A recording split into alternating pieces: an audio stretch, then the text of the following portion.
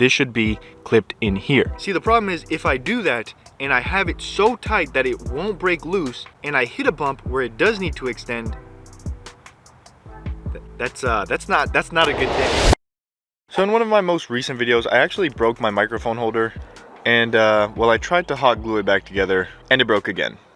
I had a replacement. I tried to salvage it. Since we are in the mood of fixing things, this back tire on Sandy's Corolla has been flat for probably a year now. And the other day I actually patched it. This is my first time ever patching a tire. I think I did something wrong. So I'm gonna put some more air in it and hopefully it holds.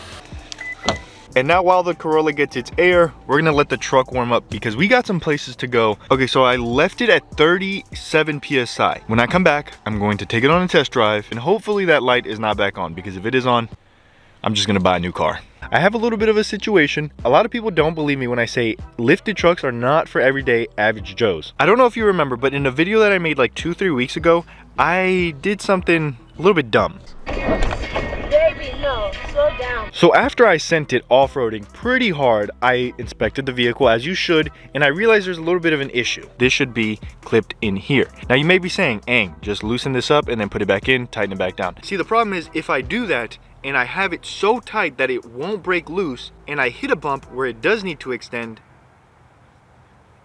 that's not a good day. If my brake lines go out, you guys will never see a video ever from me. If the truck's brakes failing doesn't kill me, Sandy will. So now I'm gonna show you guys how I solve all my problems. I go to my camera app, I go to video, and then I just start recording. Hey Facebook, I have a little bit of a problem. And now I edit the video as best as I can, put it in every single Facebook group chat, and get absolutely roasted, but there's gonna be one guy who's gonna help out the channel.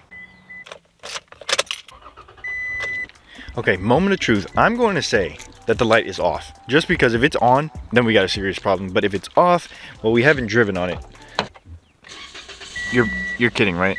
You're kidding, right? Oh gosh. Why'd the car do that to me? So we just left my neighborhood. We're on the way to get some of the Lord's chicken. The light is already on. I don't think I patched it properly. I don't know about you, but whenever I go to Chick-fil-A, I get a 5-count kids meal, okay? Hear me out. And then I get an ice cream cup instead of a toy. Call me childish, I don't care. Also, shout out to Chick-fil-A sauce. I have a friend, his name is Chris, and Chris absolutely made me feel so guilty when I didn't get barbecue sauce. I tried to get on the barbecue sauce train, but when I go to Chick-fil-A, I just gotta have Chick-fil-A. We're back in the Tacoma now, and I gotta say, I don't know what it is.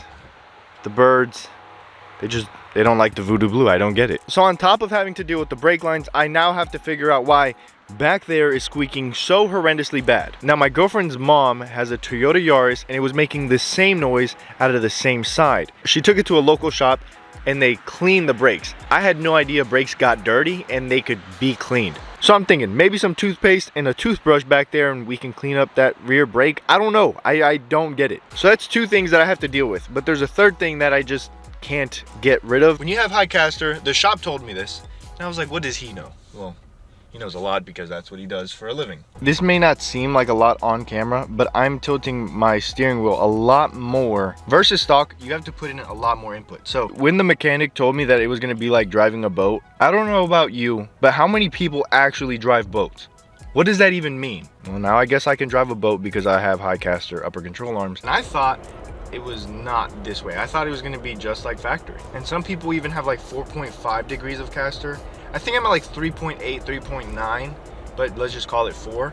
But some people are at like 4.5. I don't know how much that 0.5 does, but boy, oh boy, this is no joke. I strongly believe that if you just watch people on YouTube modify their trucks and you think it's cool, once you do it, you're gonna be a little bit upset with all of the stuff that you didn't know about. Oh, that was a speed bump.